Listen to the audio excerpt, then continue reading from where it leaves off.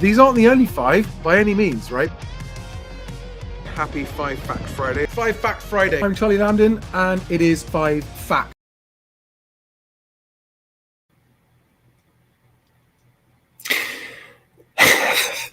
I wish I could say happy Friday, but that wouldn't be true because it's actually 1 o'clock in the morning on Saturday morning. I'm late. I'm sorry. I've had one of the longest weeks I've had in a very long time, including family bereavement and very intense amounts of travel and work and meetings.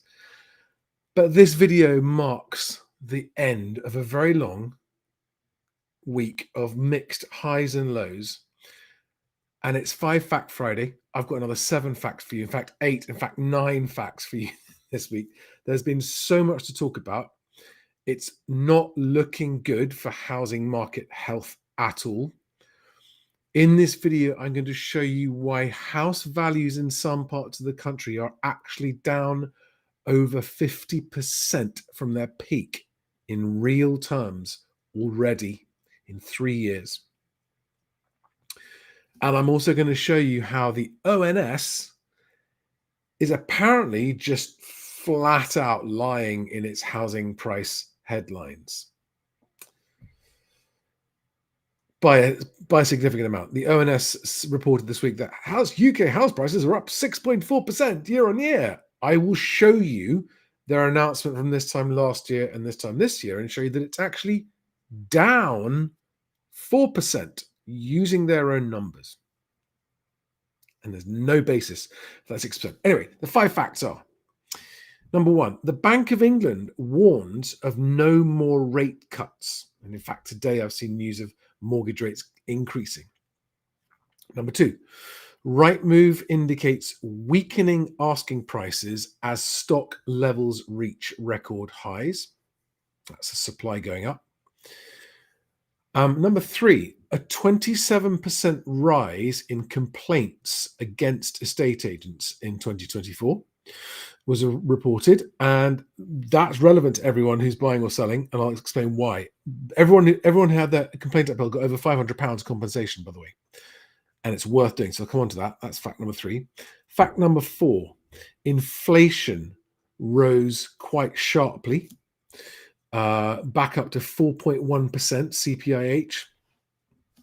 Not good news for the economy, not good news for the government, not good news for cost of living. Government borrowing massively went over budget again in April by over £2 billion over budget. They borrowed a total of over £20 billion in 1 month to meet their financial obligations. And this puts Rachel Reeves' fiscal rules in jeopardy. It also means that yet more tax cuts and or yet more tax rises and or public service cuts could be looming. A very big headline out this week was that net migration drops 50%. Now, this is ONS figures, and we have no idea how much we can rely on those anymore, but it's all we've got to go on. So we'll touch on what that might do to the housing market, because that's down 400,000. And then Property Investor Today reports stock surge causes increase in the number of price reductions. I'm taking it slow. I'm very tired. Forgive me. It's my first sip of Guinness for the evening. And cheers. And who have we got live? Who's watching this? Guys, go to bed. What are you doing up? Mike Dennington, hi there. D. Griffo. 56 people watching. I haven't made any announcements about this. What are you guys doing up? Anyway, I'm very, very happy to have your company. Let's get into it. I'm going to give you a quick sneak peek of some of the stuff I'm going to go into. So first of all, have a look at this, because I want to just show you about these house price drops. Okay, and this is on the Otter Property website again, Otter, OTTA, property.co.uk/trends. And can you see that huge number in red? Can you see that number in red? Right? The South London, Southwest detached homes, the change from peak to now is minus 33.6%. That's not including inflation. That takes another 23% off that. So you're talking 56% house price falls from the peak in 2022, January 2022. 56% drop in the value of detached houses in southwest London. Okay, and I will go into that more detail. That's one thing I'm going to show you. The other thing I'm going to show you is this. So the ONS, right? The ONS reported what? It reported house prices up. That's the wrong one. Here we are. That's right. It reported house prices up. And I just want to show you very quickly, right? So this is from the ONS's publication this week. Here we are. Look, there's the date. 21st of May 2025. That was 3 days ago. And this is the figure they've got. The average UK house price increased by 6.4% to 271,000. Now they're saying that that's up. You can see it there, right? Up 6.4%. But last year, hang on a second, let me just get the. Last year, they reported 283,000. That's £12,000 down on last year. That's just using their own data. £12,000 down. That's 4% down on last year. And yes, some of you will know that they did this big downward revision, but on what basis are they calling prices up 6.4%? It's even when they don't do a big revision, they're still comparing revised with unrevised prices, and it's overstating it, and it's on a tiny sample. But let's get into the actual facts, all right? This is fact number one. I'm so tired. I don't even know what I've already said, but here is fact number one, reported by The Independent. Okay. Interest rates falling too fast, sparking inflation worry, warns Bank of England chief economist Hugh Pill. This was on Tuesday. He said that the quarterly cuts of 0.25% since last summer were too rapid. And what we can take away from that is, for those people who are expecting rates to be cut, there's no chance in the foreseeable future now of rates being cut. That's fact number one. That is a salient fact. It's a shame, because that's going to hurt transaction volumes, and everything I do is for more transaction volumes. But there we are. That's where that news is. So if you hear people say, "Oh, they're going to cut rates, they're going to cut rates," I mean, how many years have we been listening to? They're going to cut rates, they're going to cut rates. There's going to be 6 rate cuts in 1 year, and it just hasn't happened, right? Factor into your decisions that rates are not coming down anytime soon. Fact number two. Rightmove put its house price index. Here we go. And again, compare this with what the ONS said, that year-on-year house prices are up 6.4%. And Rightmove, which is famous for being the company that massively overstates house prices higher than anyone else, has said that prices are only 1.2% ahead of this time last year, due to decade-high supply of homes. What do you make of that? What do you make of Rightmove being so much lower than the ONS? And I'm also going to point out to you, while we've got the Rightmove data there, because this is fact number two, that Best Agent, which is my website, where we have the data for all homes for sale and to let in the UK, and these are asking prices, so that's the only commonality between Best Agent and Rightmove. The index at the moment is the asking prices. But the median asking price of sale agreed properties is £300,000, and it has been pretty much the whole of this year so far. All right. So the median asking price of properties marked as there's an offer has been accepted, so it's sold subject to contract, some people might call it, is 300,000, and the median asking price of stuff that's for sale is £340,000, and that hasn't changed either in about 5 months. So the median price asking prices haven't changed. Look at the volumes there. So this is 500,000 unsold homes, and that's up 5% on just a couple of weeks ago. 135,000 sold homes. This is England only, right? Not, it's excluding other countries. It's just England. So there you are. That's that for comparison with the Rightmove one. Where do we get to? What is the next fact now? So that was Rightmove. That was fact number 2. Fact number 3, the rise in complaints against estate agents. Now, this is really important, guys, because this is a really powerful, it's one of the only tools that you, the consumer, the moving, selling consumer, has to fight estate agency overvaluing. Because it is a breach of the Ombudsman's code to knowingly overvalue a property. And if you can prove that the agent has overvalued and left you high and dry and unsold as a result, or sold for much, much less, you can make a complaint to the property ombudsman. And last year, 73,000 people contacted the ombudsman. And of those, 13,000, sorry, where are we here? So that's an 84% higher than last one. It doesn't say how many people on sales, but look at this. So 700, so 800, so that's 16,000 people complained about residential sales and were awarded £561 on average. Now, the point I wanted to make, because this is the first time I've seen this data for a while, is that for those of you who think it's not worth making a complaint, as long as you have a legitimate, valid complaint, there's no point complaining just because you're annoyed and pissed off. That's not going to help or work.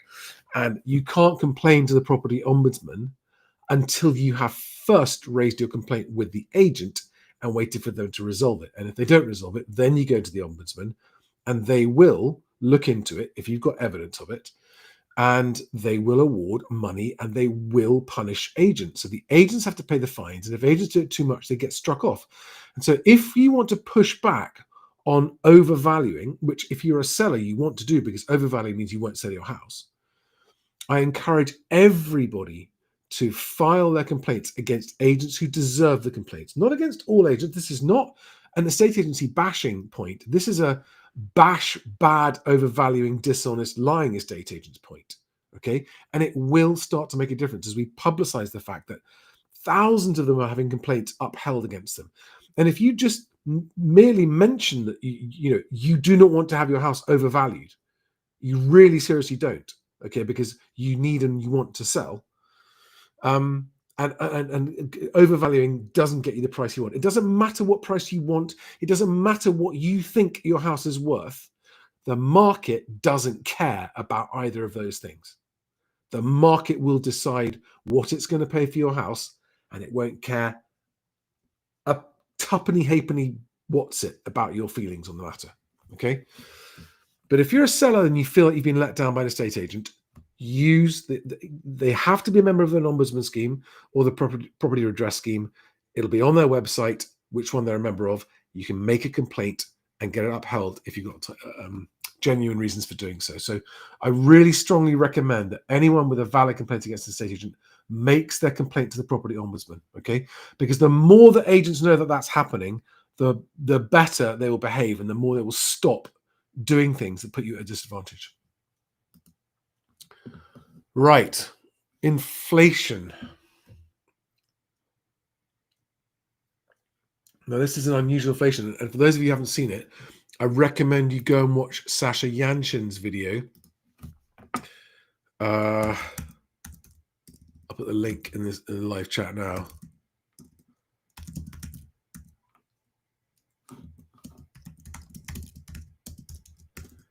Sorry.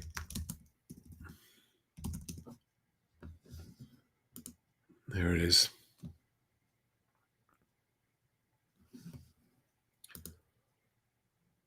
That's the GDP. That's the inflation one. Yeah, have a look at this video because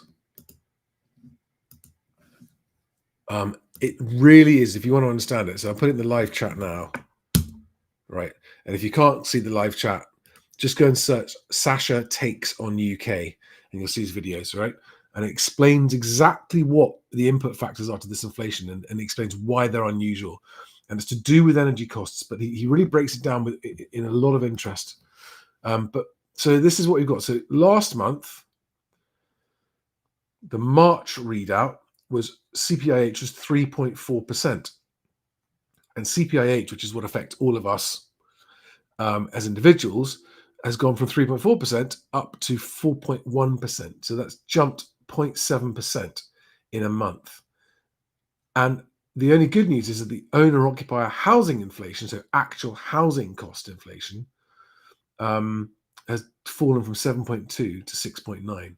So that's good news, although it's still very, very high. And that's one of the reasons why buyers don't have the budget to pay what sellers want for houses. Okay, this is not, you can see there's that trend has been for quite a while now, going back to this time last year. And it's just been trending up. It's been trending not rapidly up, but it's just trending up, right? And it's not good news. Absolutely not good news. It's a nightmare for the Bank of England as well.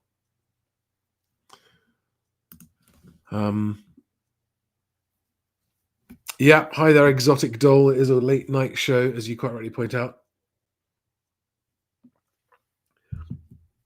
So we are now on to point number 5. Just a quick one. Hold on a second. Yet more bad news for all UK citizens as the Chancellor blows through her borrowing budget by 2.2 billion in 1 month. And this fiscal failing costs her nothing and it costs us all in lost prosperity. It means yet more cuts than planned, yet more tax rises, and yet more monetary misery. And there is the ONS's graph. And it's that blue line on the right-hand side, which is too high. And it's how much the government had to borrow in 1 month. And this always makes me think to myself, when I hear people going, no, you don't need business people running a government. It's not the same at all. A government is completely different from running a business. And I'm like, really? And you see stuff like this, and you don't understand that people who are operating a budget, and they are operating a budget in the same way that a business operates a budget and a household operates a budget. You don't think there's a benefit in having people who know how to operate a budget in charge of the country? Does this government look like it knows how to operate a budget? We now know, we have the facts, they don't. You need people who understand how to operate a budget. And that doesn't just mean accounting, that means managing operations and costs and budgets and all that kind of stuff. It's an absolute clown show at the moment on the budget. So that is public sector borrowing, bad news again, unfortunately. And then the next fact, so we're now to number 6. This is the big headline on immigration. So long-term net migration is down by almost 50%. The number of people immigrating long-term minus the number of people emigrating long-term is provisionally estimated to be 431,000 compared to 860,000 a year earlier. So look at this graph, right? Total net migration it's a provisional estimate, but it's estimated to have come down by 50%. Now, people often scream and shout and stamp their feet about how unchecked migration is what's driving house prices up. And that's not strictly true. Unchecked migration definitely drives rents up. Of that, there is no doubt. But it doesn't, there's no evidence that supports the fact that it's actually pushing house prices up. And people go, but it's supply and demand. It's supply and demand. If you've got this many people coming, you haven't got this many new houses, then that's going to push prices up. No, it's more complicated than that in the housing market, because what affects house prices is the availability of finance. That's it, right? There are not very many net migrants coming in with cash to buy houses. There are some. So people, for example, from Hong Kong have been coming over. A lot have been, but that's relatively isolated pockets. It's not a nationwide influx. But everyone else has got to get a mortgage, and so it's very much down to the cost and availability of finance. Because if it was just people, well, everyone would buy a house, wouldn't they? It's not. It's not about the population. It's about the availability of finance. All right. So, but the point is that if population growth is slowing and birth rates are falling very steeply, then this will only have a reduced effect on house prices. Next up, Property Investor Today. I love the choice of wording on here because this is aimed at investors on this website. They talk about price reductions increasing as the market suffers a supply surge. Why is it suffering? Isn't it? It's good that there's more for sale, right? No, not if you're a property investor, I suppose. There were more than 100,000 price reductions in April, making nearly 388,000 price reductions so far this year, 20EA has revealed. The numbers are the largest seen by the company, with reductions currently tracking 20% higher than year on year. And they found that although the volume of price reductions has increased, this appears to be related to the increased stock for sale. So look at this. So far in 2025, 38% of concluded listings had at least one price reduction. And this was 38.4% in 2024.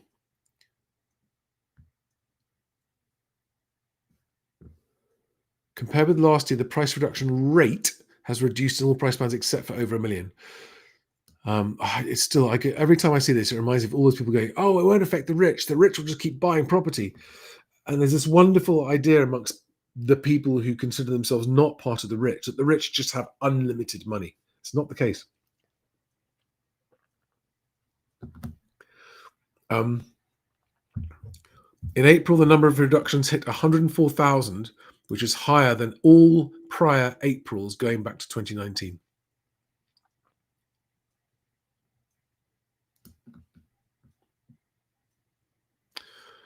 So, yeah, there's a link to that article below if you want to read that. All right, guys, so that's the 7 facts. I now want to just recap again the ONS stuff.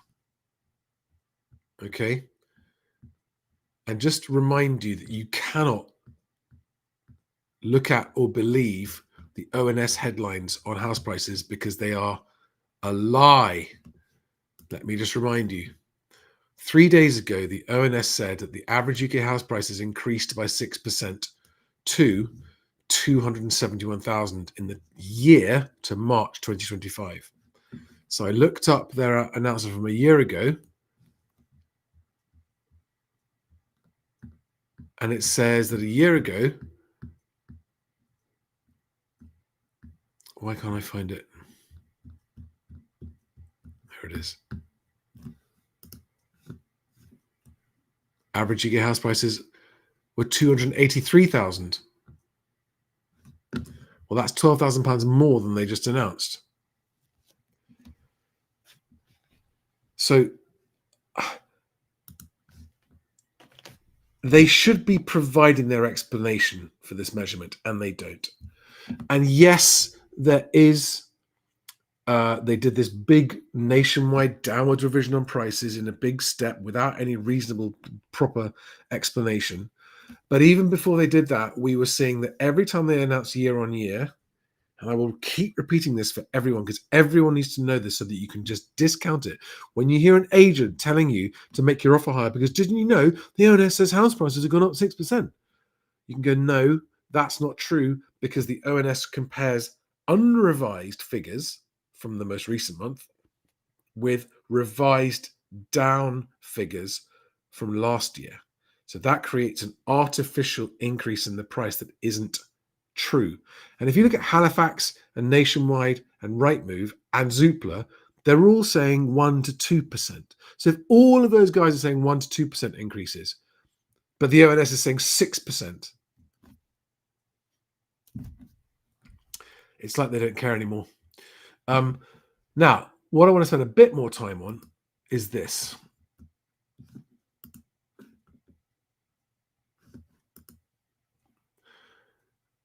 This is Otter Property, and I'll put the URL in the live chat so that anyone watching this can. I'll have a look at questions in a second, right?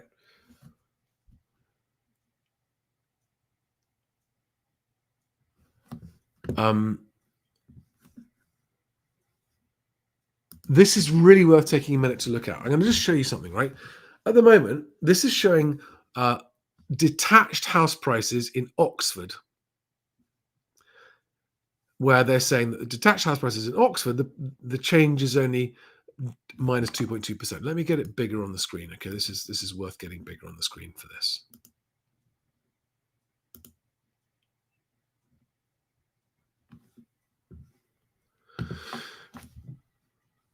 And that reminds me, I want to show you guys about what this is inflation, right? So what would have cost 100,000 in 2021 is now costing 123,000. So that's 23% inflation in those 4 years. 23.5% inflation. Okay. So that's for the whole country. And that's not even CPIH, that's just CPI. That's how much your money has devalued by in that time. That's how much houses have devalued by nominally in that time.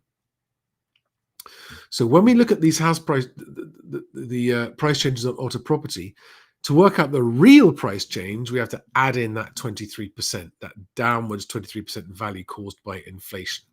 Okay, so let me just start by showing you this map on the left-hand side is England and Wales, and when I look at the colors changing, right? So I'm just going to explain what these color changes mean. It's really interesting.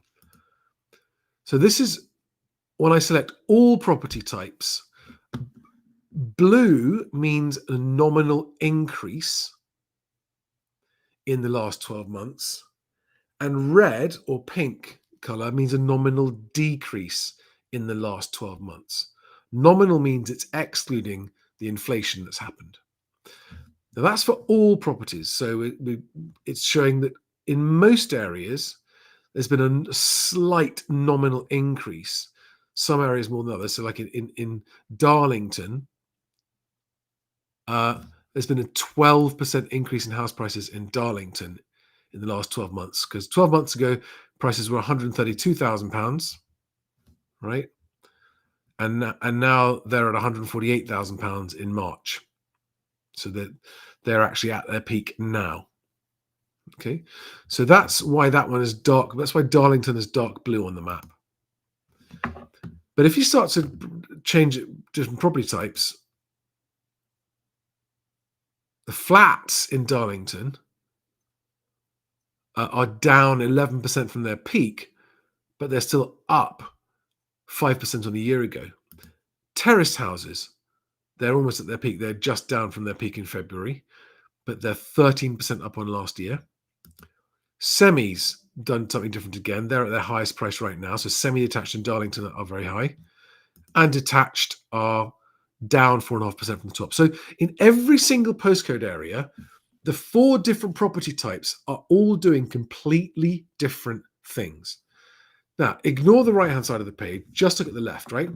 What you're looking at now on the left is what's happened to detached houses around the country. Oh, I was showing the wrong page. Sorry, guys. That's very frustrating. What you're looking at on the left-hand side of that page now is what's happening around the country for detached homes. And what you can see there is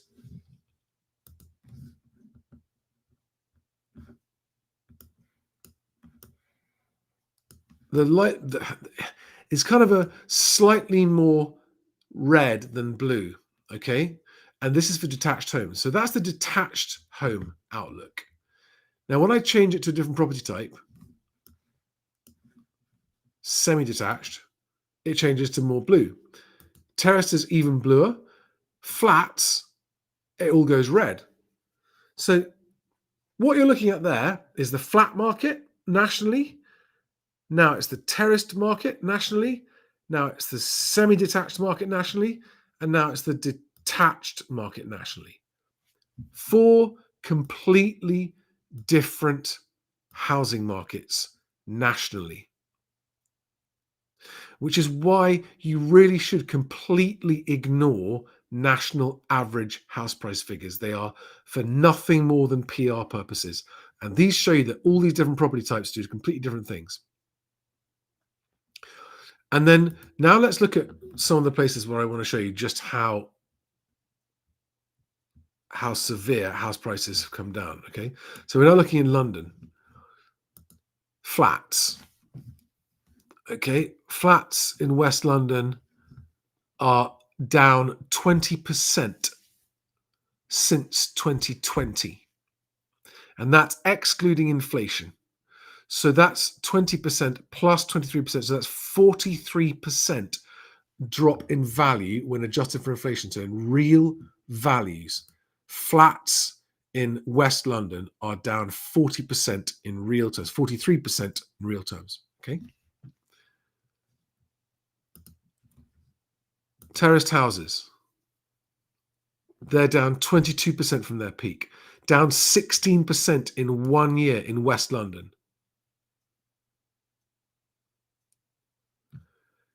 So 22 plus 23, so that's 45% down in real terms. I mean, this is why this is just, it's not widely reported. And the Financial Times did do a report this week about, I need to find that actually. Let me find that because that's worth sharing with you guys. The Financial Times talked about London house prices being down to 2013 levels. Here it is. That's right. House prices in Kensington and Chelsea have fallen to their lowest since 2013. Right, and this is not including inflation. The average price in the UK's most expensive borough plunged 15% in 1 year to March, says the Financial Times analysis of the data from the ONS. And yet you still hear people talking about, oh, house prices just going up. No, listen, let's just find where house prices have gone up the highest in the country. Okay, let's go back here. And look, East London, East and Central London, the change from peak to now. West and Central London terraced houses are down 54% since 2021.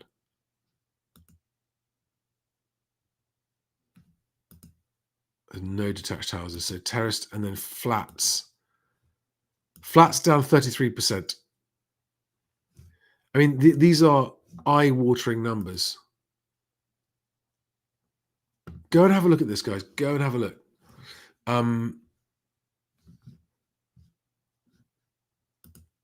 And now let's look at Southwest London, where it's the worst. So here we are. The change from peak to now is minus 33.6%. This is detached houses in the London Southwest postcodes. 33% down nominally, plus 23% inflation is 56% down in true value in the last 4 years. 56% down. Okay. Oh, but Charlie, you're just picking the biggest fall, the price falls in the country. Yeah, I am. That's true. I'm just trying to make sure people understand that it is happening and it has happened. And let's just go pick up some other ones that just. So what's this? Watford, detached houses down 16% from the peak. Semis only down 2% from the peak. Terraced houses 1% and flats down 8% in Watford. Kingston upon Thames, 17% down from the peak, 10% down the last year, excluding inflation. Okay, but let's go and look at the places where it's gone up high. So we're looking for the dark blue areas. All so Halifax prices are up 12% in the last year. All right, nominally. Take out 4% or inflation, so that's a real increase of 8%. So, yeah, there are places where some prices are going up that much in a year. Now, if we look at flats, so we break it down to flats in Halifax, that's a 3.1% change up in a year, down 1% from their peak. But that 3.1% is 1% lower than inflation at 4.1%. So that means that despite that 3.1% increase in prices for flats in Halifax, that's still 1% below inflation. So in real values, flats in Halifax are down 1%. Terraced houses up 8.9% in a year. They're at their highest now. They're at their peak now. Take off inflation, that's 4.8%. Semi-detached, 10% up. Take off inflation, 6% up. So this is the place. These are the places with the highest, and detached only 3.3% up. So it's slightly down. See what I'm saying here? You've got to go. There is no nationwide trend. There just isn't. It depends where, and it depends what kind of property. So let's have a look at this. What's this? Doncaster. Flats in Doncaster are down 13% on the year, and that's down from their peak a year ago. All right, and if you add in the inflation drop, that's down for 4.1. That's down 17%. So that's a 17% drop in the value of flats in Doncaster in the last year. What have terraced houses in Doncaster? Terraced houses, flats have gone down 70%. Terraced houses have gone up 4.2%, so just above inflation. So terraced houses in Doncaster have stayed at equal value, basically, if you take into account inflation. Semi-detached 3.4% up, so not keeping up with inflation, and detached 2.1% up in Doncaster. And again, let's just find that the strongest price increases. So it's 12% is the strongest price increases in the country. But take somewhere random like Leicester. Okay, 3% change on all properties, 3% drop on flats, 1.8% increase on terraced, 2% increase on semis, and a 0.8% increase on detached. So, who cares what the national average is doing, right? You just want to know what they're doing where you are. Am I right? All right, that's enough rambling from me. Go and check it out, guys. Go and check it out. You should all be in bed. I should be in bed too. I just wanted to wrap up before I go to bed. Do we have any questions on 5 Fact Friday? No, you're all just chatting between each other. Okay. Did I put the address? Yes, I did. Otter Property. Put that on screen now. So that's the URL that you want, otterproperty.co.uk/trends to go check it out. And you click on the raw data tab, and then click on your postcode area, and then click on the property type you want to see the data view. And by the way, I didn't mention it, all of that data on Otter Property is directly from the Land Registry's own data set.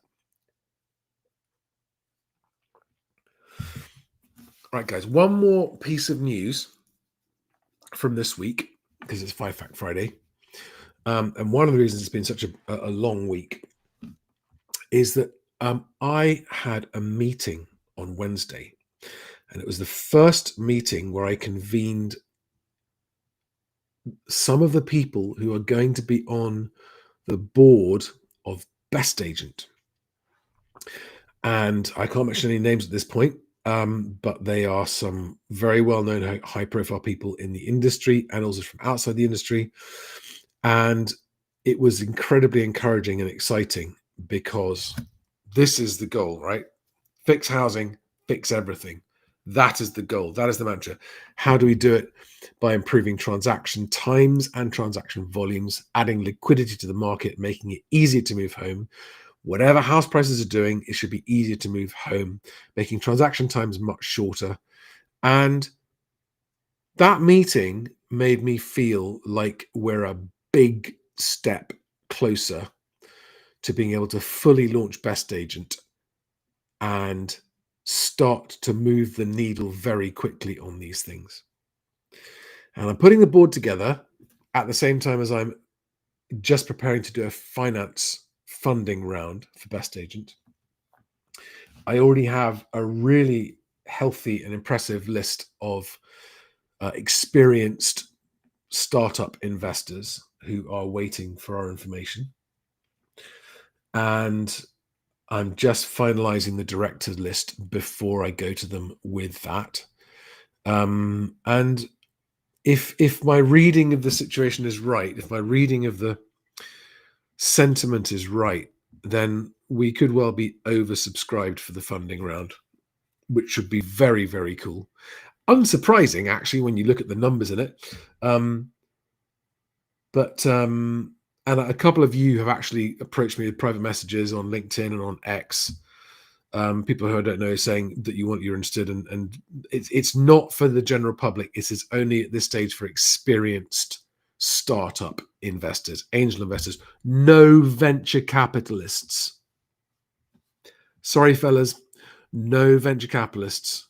You're just too much like hard work. You waste a lot of time and you make too many hoops to jump through, offering nothing in return. So, no venture capitalists. I've had nothing but bad experience with you guys in the past. So, keeping this to private people only. But yeah, I mean, those of you who've been following my channel for a long time know that I've been working on Best Agent in the background for a long time, and it's been taking a frustratingly long time. This is very major news for me and for Best Agent and for the housing market because, believe it or not, despite the horrific state of the housing market, there are no other attempts currently underway to radically transform the housing market into a high-functioning, easy-to-move, less risky marketplace, right? There are various people trying to do various things. There are government groups talking about stuff, and there are industry groups talking about stuff. But Winston, thank you very much. That's very appreciated. It really is. Yeah, but can you believe it? Rightmove is making no attempt to improve the housing market. In fact, Rightmove's existence makes it worse because they, intentionally or not, Rightmove stokes overvaluing. I'm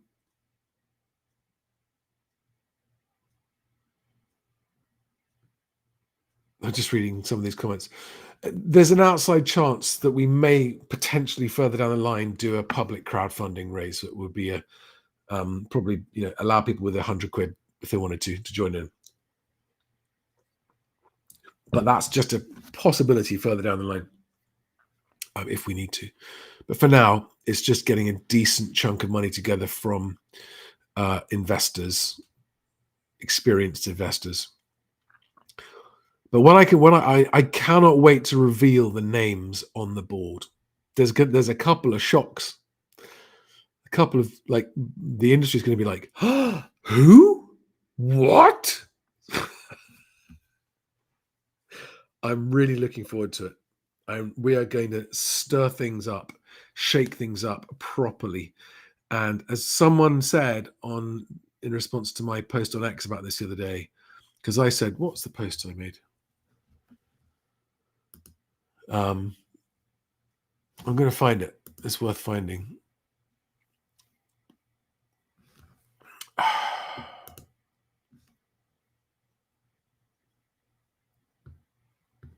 Might take a minute to find it, actually, but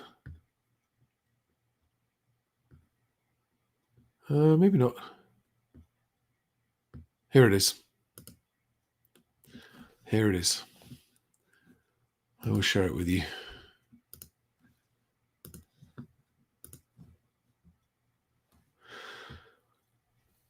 A step closer to bringing the biggest change there's ever been to the whole housing market. It really will be.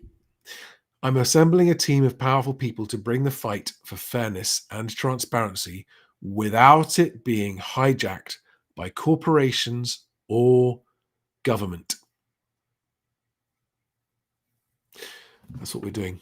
On that happy note, I'm going to check for any last minute questions.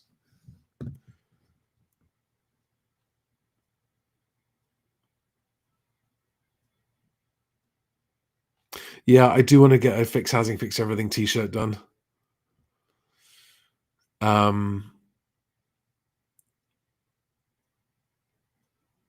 Red Dust or Redust 25 asks, what's the USP of Best Agent? The goal of Best Agent is to shrink transaction times from the current 20 weeks down to 8. Imagine being at the beginning of January and starting the process of moving house and moving into your new home or moving out of the one you're selling by the end of February consistently. That's what we're aiming for. The real USP, though, is going to be transparency of prices, transparency of process, easier to avoid bad agents, easier to find good agents. Basically, it's don't need a selling point because we're not selling anything. It's going to be free for the public to use. It will have more property than Rightmove, so it will have all homes for sale on it, right? Which not even Rightmove has. So have more property on it. You will be able to book viewings online like that, which you can't do on Rightmove. You have to inquire and wait to hear back and all that kind of stuff. You'll be able to book viewings online, speed up the process. You'll be able to follow up that viewing and make your offers as well. We are planning to release live video viewings of properties where the agents or sellers are happy to do that. We also publish the price history and the agent changing history on properties that have been on the market. I'm right in the middle of answering your question, Redust. Why are you asking it again? It's on screen right now. You're asking it again. There you are. Anyway, but guys, on that happy note, I'm going to just remind everybody that if you're moving home, whether you're buying or selling or both, the way to give yourself an unfair advantage over other movers is by being better prepared. That sounds boring, but I can't tell you how powerful it is and how 90% of movers come to the market completely unprepared, and they're just easy pickings, like fish in a barrel for people who want to rip you off when you come to the market not prepared and not in control of your move. Come to the market prepared. Be in control of your circumstances and your choices. And if you do those two things and follow the advice I give in all my videos, you will get your offer accepted over and above other people who make higher offers, and you will sell your home sooner for more money. Go and look up my videos, the 10 golden rules for home buyers and the 10 golden rules for home sellers. If you're new, go and watch those two videos. Otherwise, you can go to my website, and if you don't already have one, get your own independent mortgage broker on that URL, and your own work with one of my two amazing conveyancing firms as well. If you're selling, get your conveyancer before you choose your agent. Go and watch the 10 golden rules of home sellers to find out why.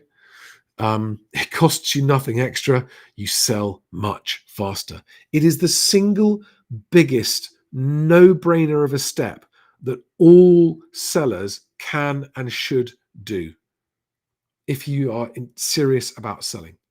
If you're only going to sell if you achieve some fanciful fantasy price and you don't want to spend money on conveyancers in case you don't sell, you're not really you're not serious about coming to the market. If you're moving because you need and want to move, and you understand and accept that the market will pay the price for your house, and you come to the market better prepared with your sale pack ready and with the conveyance lined up, you will sell faster for more money, and it won't cost you any extra. In fact, most agents will charge you a lower fee if you've already got a conveyance lined up and you're coming to the market sale pack ready. It's honestly, it's just a colossal no-brainer. Put yourselves in the shoes, sellers watching this, right? Put yourself in the shoes of a buyer.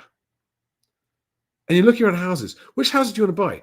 The ones where they're asking an unrealistic price and they don't have a conveyancer appointed. So even if you do get a deal, you're waiting a month before they're even going to send your lawyers their their legal pack.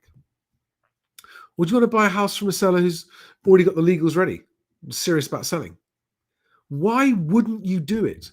Why wouldn't you start and get your house sale ready first if you're serious about selling? Doesn't make any sense to me why people wouldn't do that. And of course, property packs, your search packs you can get through me. If you use my conveyancers, you'll end up using my search packs anyway through those guys. If you're a buyer,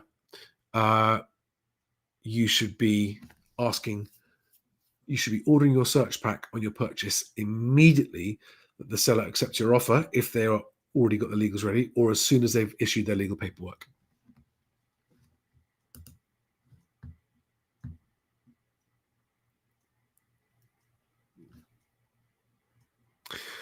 Yes, it's currently 20 weeks.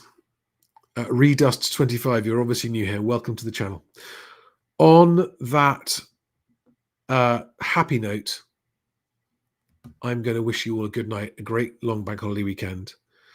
I'm going to tell you that I think the housing market is heading for real trouble this year, both because there are going to be fewer and fewer buyers as interest rates go up, as inflation goes up. Fewer and fewer buyers bidding on more and more properties, and that does only one thing to prices. So I see prices sliding for some considerable time yet. And on that bombshell, have a great weekend. I'll see you on the next one. Thanks, guys. Bye-bye.